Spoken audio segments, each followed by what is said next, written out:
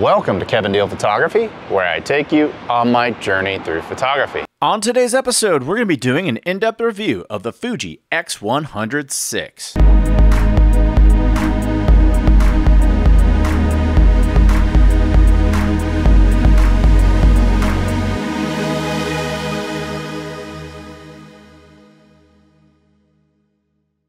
I'm pleased to announce that I'm launching 3 Capture One style packs: Metamorphic Portraits, The Sound of Silver, and Rangefinder. These will eventually also be available for Lightroom, so if you go to kevindealphotography.com, scroll to the bottom of the homepage, and join my mailing list, I promise I won't send you spam, but I will let you know the second these release. And now, on to today's episode. Welcome to today's episode. If you're not familiar with Kevin Deal Photography, we do gear reviews, tips, techniques, and tutorials, and sometimes we dive into film. If any of that sounds appealing to you, click the subscribe button below. So if you follow this channel, you probably noticed that something is a little different about me. Something came in the mail the other day and turned me into a hipster. That would explain my beautiful mustache and the vegan, animal-free product strap, and my cool little Carhartt beanie I got going on. It all comes with the Fuji X100VI. I don't even know how to use a camera. I just bought this because I wanted to take it to coffee shops and take pictures of it so I could feel important. Okay, enough kidding aside. Today's episode is going to be done from the perspective of somebody who shoots on a Canon R5, a Fuji GFX 100S, and a Fuji X-H2. And I just want to see what all the hype is about with this camera. I was able to get a hold of one. And as somebody who shoots portraits and as a street photographer, this spoke to me as a street photographer. Now, some things that immediately stand out to me about this camera, some things that you might need to get used to. And for those of you coming over from the X100V or 5, don't shake the camera if you hear something rattling, because this guy has IBIS in it, and that is perfectly normal. That is the camera doing its job. It also has a new sensor in it, a 40 megapixel sensor, and I'm going to test that 40 megapixel sensor out versus my Fuji X-H2. Now, to me, when I shoot street photography in full frame, 35 millimeters is my favorite focal length, and so 23 with a 1.5 crop factor puts you right at 35 with this. So I gravitate toward this camera because it has my favorite focal length on it. And f2, we're gonna see if f2 is a bright enough maximum aperture. So join me here at the WPPI show and on the streets of Las Vegas and the many other adventures I go on my first impressions review of the Fuji X100VI or VI or whatever the hell they're calling it. Speaking of first impressions,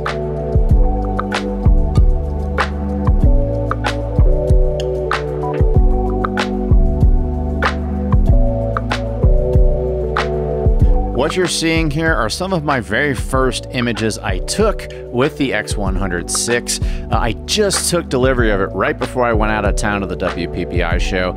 So I just took it around town, tried to shoot a little bit of street photography, some things that were interesting to me, really just stretching out this camera and seeing what it's capable of.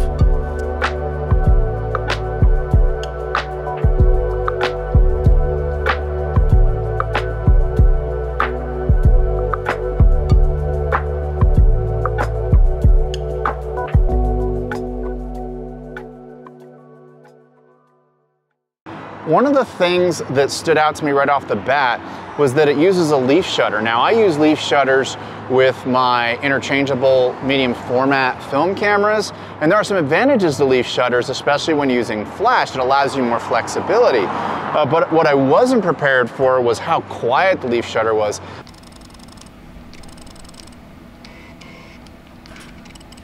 I actually thought I was shooting an electronic shutter because I couldn't hear the shutter, the mechanical shutter, close. So if you're coming over from another camera system and you've never used a leaf shutter on one of these small type cameras, you may be in for a shock because it sounds like a pin drop. So my initial impressions of the build quality on it are that it's absolutely fantastic. One thing that it did take me a minute to get used to was that hybrid viewfinder that they have. It flips up, and of course you can see not only what's outside of your frame, but you can see part of your lens. So that's something that takes a little bit of getting used to. Some people are upset about the fact that it's built in China, but I understand why they did it, because they had to meet demand. Because if you could go find one that's made in Japan right now of the Model 5 or V, good luck to you. They're still right now selling for much more than that retail price of $13.99 when it came out years ago. So they built a new manufacturing facility, and here we are now with the X100VI. I like the fact that it's simple, but it's also complex. If you're new to the whole X100, this looks like a very simple camera, a very simple form factor. It's a point and shoot camera, but there's actually a lot of really cool stuff under the hood. And if you're a seasoned Fuji user, you'll find out really quickly that with swiping and your button customizations and programming, that this will feel very familiar. And it's still a very powerful camera despite its simple look. So I was able to secure one of these guys through B&H right at midnight Central Time when the announcement came down from Tokyo. The only thing sweeter than being one of the first to get this camera is all the beautiful compliments I've been getting on the strip here in Las Vegas with this Goose from Top Gun porn stash. Now, as a serious camera reviewer, I do need to cut through the hype on this guy. It's an X-Trans 5 sensor, 40 megapixels, probably going to be the exact same type of quality image you can expect out of the XH2, which is what I'm recording myself with right now. But on the subject of quality, there is a new film simulation that this guy shares with the GFX 100 II, and that is Reala Ace. Let's check out some examples of that right now.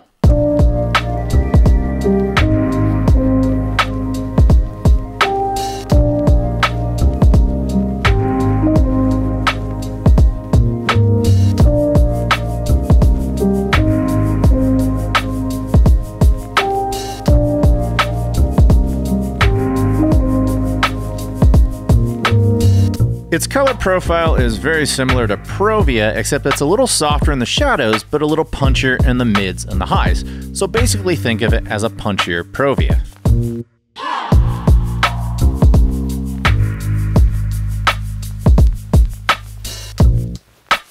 Now, I'm still partial to classic chrome and Eterna bleach bypass. Yes, I'm one of those weirdos who loves Eterna bleach bypass, but Reala Ace is something that I welcome to the Fuji X100VI.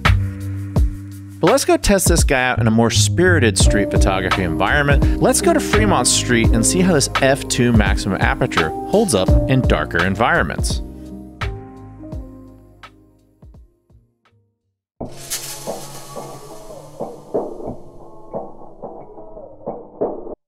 If you want to get the most street out of street photography in Las Vegas, Fremont Street is where you want to go. It's the height of debauchery, it's the height of what happens in Vegas, stays in Vegas, and the street performers leave you with plenty to take pictures of.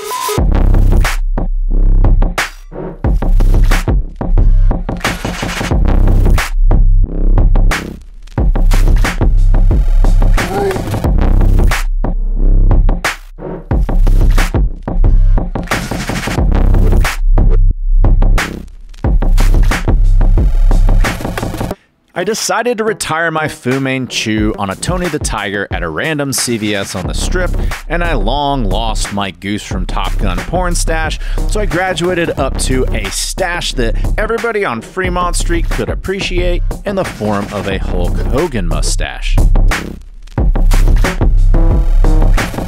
I went ahead and walked around with the X100VI.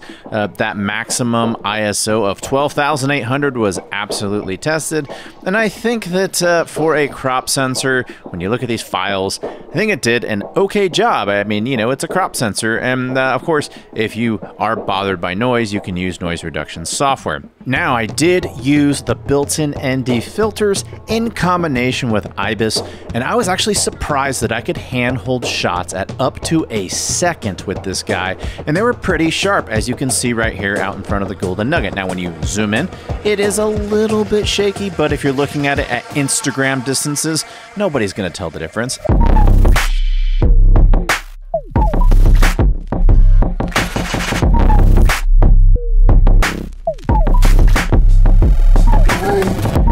But it didn't just prove itself to be worthy in high ISO low lighting situations, it also proved to be awesome at being discreet.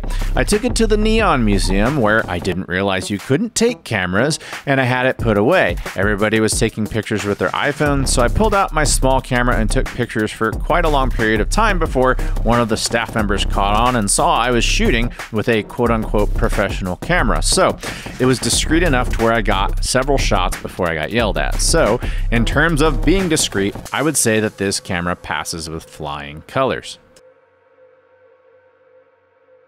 They say what happens in Vegas stays in Vegas, and well, I don't make much of a hipster, so I went ahead and left my hipster ways on the strip in Las Vegas, and of course I left that Fu Manchu on Tony the Tiger, and I went 1,500 miles away to the border of Mexico, because one of the cool things about this camera supposedly is that it's just the kind of camera you take with you when you want to get lost, go on an adventure, and have a companion to capture that story. So I put that to the test.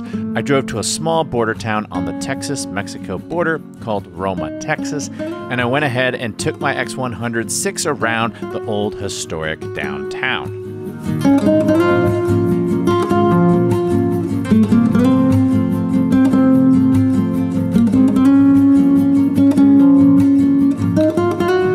Okay, so I did have some fun on the streets of Las Vegas with my silly mustaches, but a lot of people who purchase the Fuji X100VI, they're out looking for adventure. They're out looking to get lost and just have a really cool camera to document that journey. Now, I'm on the Mexico border, right between Texas and Mexico, right on the Rio Grande, in a small town called Roma. I decided to get lost, do an adventure of my own, which is about 6 hours south of my home in Austin. I'm also gonna put my 23mm 1.4 on my Fuji X-H2, because while they share the same sensor, I want to compare my 23 1.4 versus the built-in lens on the Fuji X100VI to see what the optical quality is like, because this is just as much of a lens review as it is a camera review. So let's walk around this beautiful historic downtown. It's definitely an Eterna bleach bypass kind of a rugged look. So let's see what kind of looks we can get with both cameras here in downtown Roma, Texas.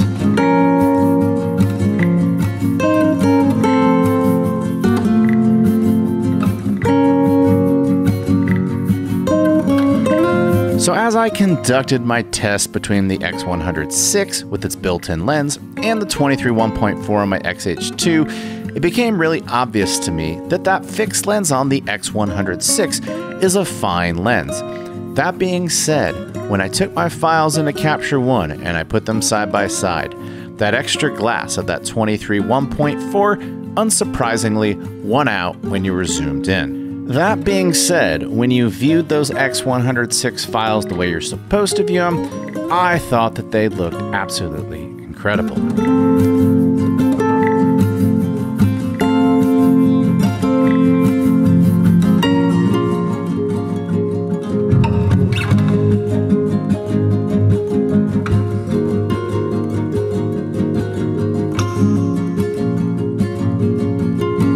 Now I have a Border Patrol agent coming by, which is interesting. They really are checking it out, making sure you're not doing anything stupid. So he's just checking me out. He's got some cool little binoculars and stuff. So over my shoulder, you see Mexico.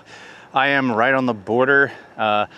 This town could not be more inviting. It's a really great backdrop for getting lost and just wandering around with this X100VI. I stopped by a local distillery. They had American agave spirits. They can't call it tequila or mezcal because of the region it's not made in. But I did have the American version, the Texas version of it. Leonardo was nice enough to let me try a 7, an 11, and a 17 year. So very welcoming atmosphere here. And using this camera, using the X100VI is just a walk around storytelling camera. I really liked using classic chrome and bleach bypass with these weathered buildings. I thought that made the perfect companion as far as aesthetics. You don't just have to walk around the strip and take funny street photography pictures. You can just use it to wander around, get lost, go on vacation. And I think that it has definitely passed that test with flying colors. The early returns on this camera is that it is a great camera for street photography, a great camera for storytelling, but I still want to test out how this camera works for environmental portraiture, which is my bread and butter. So I took the camera back home to the streets of Austin, Texas, and I shot an environmental portrait session with a very talented model named Kate. With that 23mm focal length, it is of no surprise that this camera and lens combination lends itself well to editorial portrait photography. I tested the X100VI out in a couple other portrait sessions, and I gotta say, to no surprise, it did incredibly well.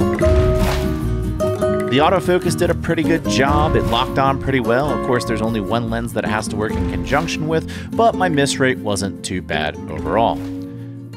So now let's take this guy back to my studio and talk about our initial impression thoughts. Okay, so now that I've had a couple of weeks with the X100VI, what are my thoughts? Well, keep in mind, these are first impression thoughts. I don't think it's fair to take a camera for a couple weeks and then make it sound like it's a long-term review. I think that's BS, but I've been shooting long enough and I've been a Fuji shooter long enough to where I can absolutely formulate pretty quick opinions about this camera. So let's get those out of the way. First and foremost, I want to be brutally honest with a lot of you. I know that there's a ton of hype surrounding this camera, and I do think that this is a camera of convenience, but this camera does not possess any magical powers. It does not make your images look like super amazing compared to what else is out there. As a matter of fact, as you saw from the examples I showed you, the exact same sensor, the XH2 versus this X100VI, the XH2 with the 23-1.4 performed better. Every single time I zoomed in on the file, it resolved better because it has better glass. You're only as good as the glass that you have. Now, the lens that is built into this camera is a good lens. And at the distances that you should be viewing stuff at, which is the way you're going to look at it, that's really all that matters in terms of things like sharpness. When you look at the files zoomed out, do you like the way they look? And when I look at those files out of the X100VI, I think that they look just fine. But let's talk about the pros and the cons of the X100VI. So the pros, I would still say, are image quality. I think that for a camera of this size, it produces beautiful images. And with the inclusion of the new film simulation, Reala Ace, which I really like, that makes this camera pretty awesome. The fact that you have the built-in ND filters, I cannot stress enough how much that has transformed the way that I shoot. I love ND filters. I love using ND filters for creative purposes, but you know what I don't like about ND filters? I don't like to have to take them off the end of my lens. And the nice thing is I would just program it to my rear command dial. I would hit a button. I could be in the shade and have the ND filter off. I could turn the ND filter on right as soon as I popped into the sun at that 2 p.m. hour in downtown Las Vegas, where you had that really bright concrete reflecting off. And I thought that that was really cool.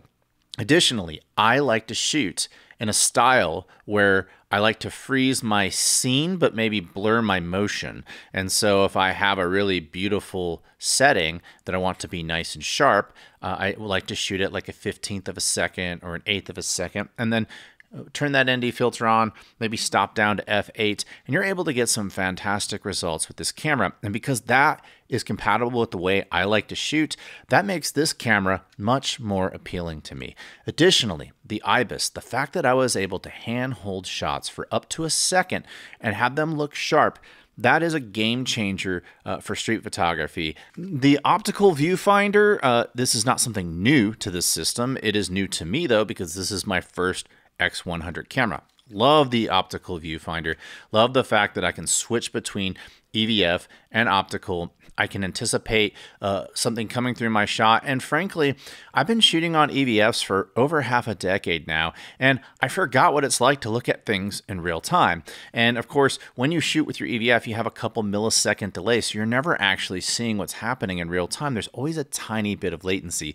And so it's kind of a nice change of pace to go back to my old school way of shooting, look at things through that optical viewfinder, anticipate them, wait for them to go right to the center of the frame. And I did some really cool street photography in San Antonio today where I was just testing that out, and I got some really fantastic shots. Maybe I would have gotten some of them through the EVF, but there were definitely some shots in that batch that I got because I was able to use that hybrid optical viewfinder.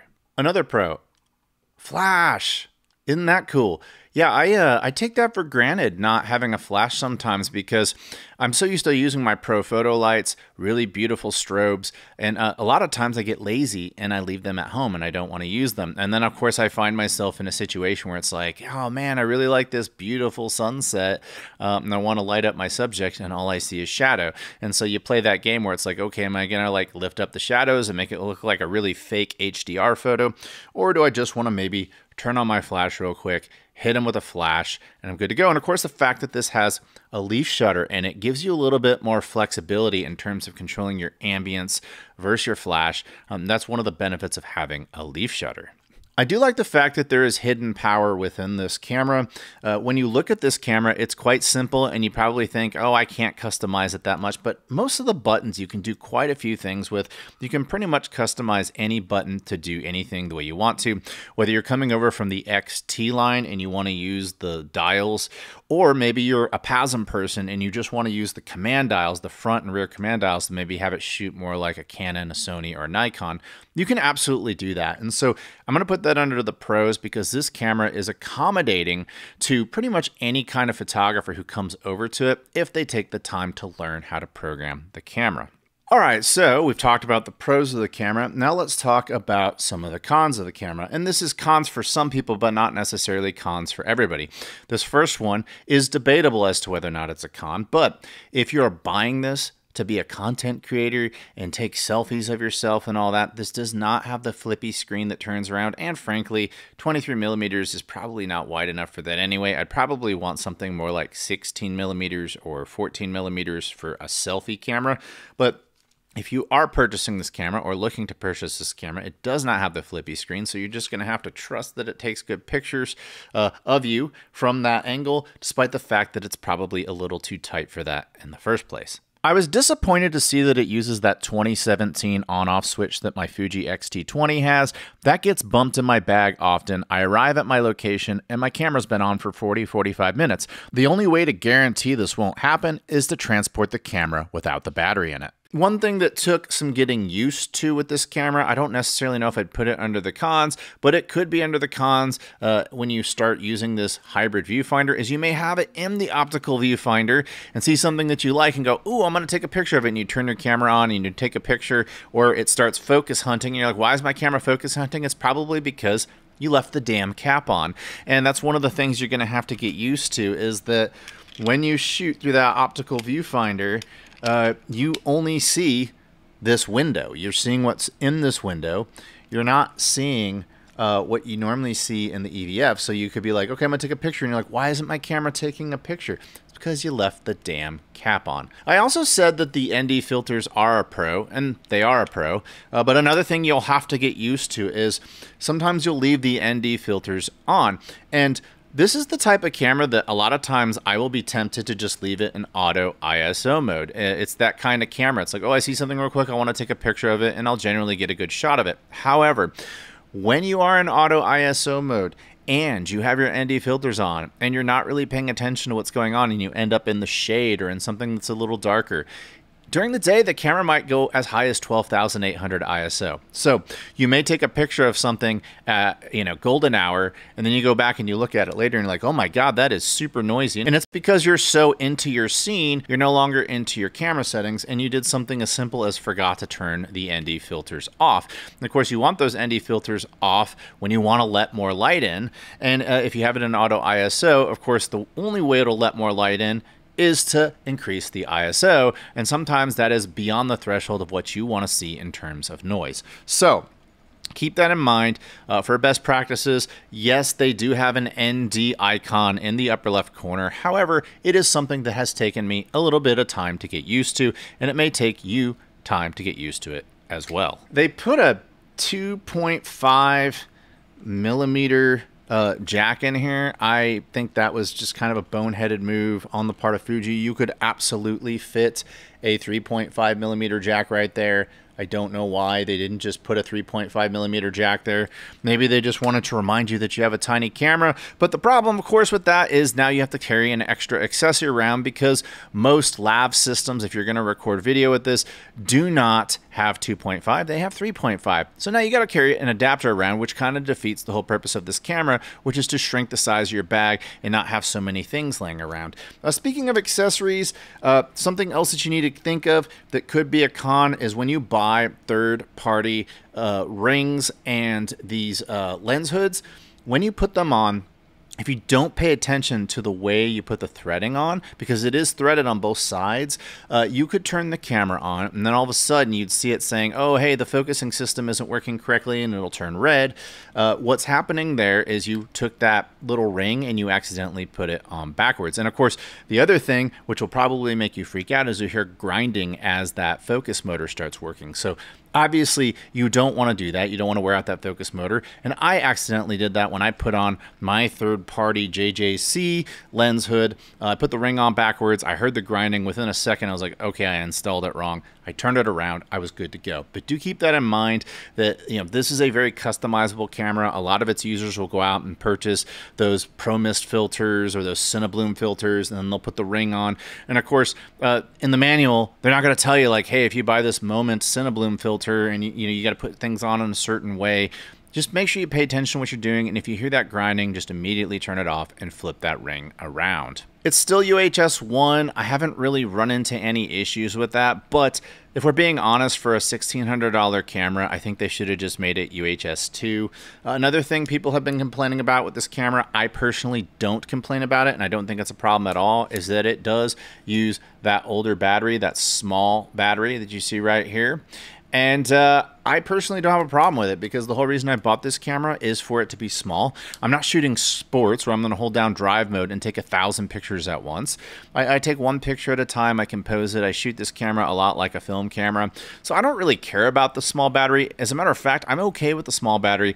And I was actually looking at the launch party in Tokyo on YouTube, and some people in the comments were like, I'm not going to buy this camera because it uses the old battery. It's like, get over yourself. Another thing to keep in mind is that some of you moving over from the X100V, your accessories may not work with this guy. Apparently, they took this threading and they moved it forward, so some of you might have some grips that screw into the bottom, and they may not be compatible with this. So double check, make sure your grip is compatible with this, or you may have to go out and buy a new grip for your new camera. Video on it, while I thought video looked great, I don't really like the way I have to access video by going to drive, delete that button, and then scrolling down to video. I wish there was a quicker way to do it. Apparently, you can program a button to it, but I just kind of wish that there was an actual switch on here, kind of like you have your manual, continuous, and single point switch. Maybe there's just a video still switch, because I actually do intend to use this camera a lot for B-roll. Just hit a button, record something real quick for this YouTube channel, and then I have a really cool B-roll, quick B-roll shot for it, and I'm good to go. So what are my final thoughts about this camera? Well, it definitely has a lot of hype about it. I was actually doing a portfolio shoot for a model at my studio, and I decided to bust this camera out for my behind the scenes. And the makeup artist was like, hey, is that a Fuji X100VI? And let me tell you, makeup artists, they never ask me what model camera I'm using. So of course I'm like, why are you asking? And she's like, oh, they talk about that camera all the time on TikTok. So clearly, yes, there's a lot of hype about this camera. The fact that it's sold out, there's a lot of hype about this camera. The fact that the previous model is completely sold out, it's no longer made, and people are selling it for ridiculous amounts on the second-hand market. Yes, there's a lot of hype about this camera. That being said, it's just a camera in a lot of ways. It doesn't take any better pictures than my X-H2. It's definitely my third, if not my fourth camera. I would rate my GFX 100S, my R5, my R8, and my X-H2 over it. So this is actually my 5th best camera, in my opinion, in terms of it being a useful tool in most scenarios. Which leads me to my next point, which is a lot of people who buy this camera, who are buying it based off of hype, what they don't realize is that if they made a top 10 list, they go, hey, you know, I'm going to shoot such and such type of photography. And then they made a top 10 list of the top 10 best cameras to shoot whatever genre that is. I'm willing to bet that this camera wouldn't even land in the top 10 of most people, which leads me to my point of this isn't necessarily a great first camera for most people. I think it's an awesome second camera or third camera for capable hands. I know what I'm doing, and I love the way this camera works. Now, you could buy this as your first camera, and you could take good pictures with it. I'm not saying you can't, but I am saying that you could go out and buy a Canon R8 with a 35mm lens, and you'll probably take just as good of pictures as you can take with this guy. It's a pretty small camera. And then, of course, if you decide you want to change the damn lens, you just take the lens off and put another lens on, which you can, of course, not do with this. To all of you who bought several of these cameras and decided to resell them, shame on you. You are depriving somebody of an experience. I'm not sure what to think in terms of Fuji not being able to keep up with demand. I'm already seeing that a lot of these are back ordered until June. You know, that's all unfortunately very disappointing to see, but apparently there's so much hype around this camera that that's just what you have to deal with. But I do think that the X100VI is a great camera. I do think that if you want to shoot street photography, you know, capture some characters out on the strip, look like a bit of a hipster, or maybe get lost on vacation, you could do that. And I recommend the camera if you can afford it, but it's not necessarily my first choice. That does it for today's episode. I hope each and every one of you liked what you saw today. And if you did like what you saw today, tell me about it in the comments below. Do you have an X100VI? Tell me about that in the comments below. Are you waiting for your X100VI? Tell me about that in the comments below. And of course, do you think this camera is overhyped and are you going to pass on it? Tell me about that in the comments below. And if you like this channel and you like the opinions that I give on photography-related subjects and you want to hear them in further detail, I highly recommend you go check out my F11 Photography Podcast, which can be found on all major platforms, including Apple, Spotify, and now a channel on YouTube. But the X100VI, it's an awesome camera for street photography. It's an awesome camera if you want to go on adventures. And now I'm going to enjoy my 7-year smoked agave from Texas. Hasta luego.